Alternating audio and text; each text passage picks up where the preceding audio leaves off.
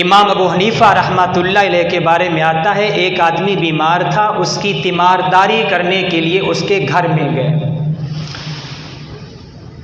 بیٹھے ہوئے تھے، وہ آدمی جو بیمار تھا اس پر نزع کی کیفیت طاری ہو گئی۔ جب آدمی مرنے کے قریب ہوتا ہے تو اس کی ایک عجیب سی حالت ہوتی ہے، نزع والی حالت ہوتی ہے۔ تو امام حنیفہ رحمہ اللہ دیکھ کر سمجھ گئے کہ اب اس کا وقت آ چکا ہے، اس لیے پھر بیٹھے رہے۔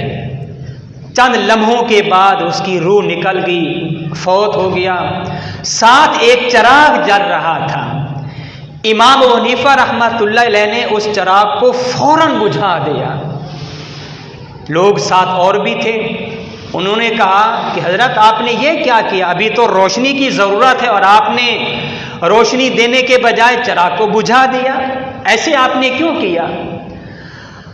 امام ابو حنیفہ رحمۃ اللہ علیہ نے فرمایا کہ جب یہ آدمی زندہ تھا تو اس کی اجازت سے چراغ چل رہا تھا اور وہ اکیلا اس چراغ کا مالک تھا۔ جب یہ فوت ہو گیا تو اب اس کی ملکیت سے نکل کر دوسرے جو اس کے ورثاء ہیں، پسماندگان جو ہیں، ان کی ملکیت میں یہ چراغ چلا گیا ہے۔ اب ان کی اجازت کے بغیر اس چراغ کو جلانا شرعاً جائز نہیں، اس لیے میں نے فوراً بجھا دیا۔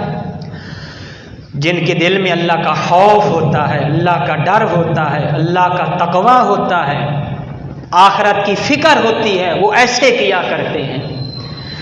تو اب جب تک دوسروں کی اجازت نہیں ہوگی تو ان کی اجازت کے بغیر تو اس چراغ کو ہم نہیں جلا سکتے۔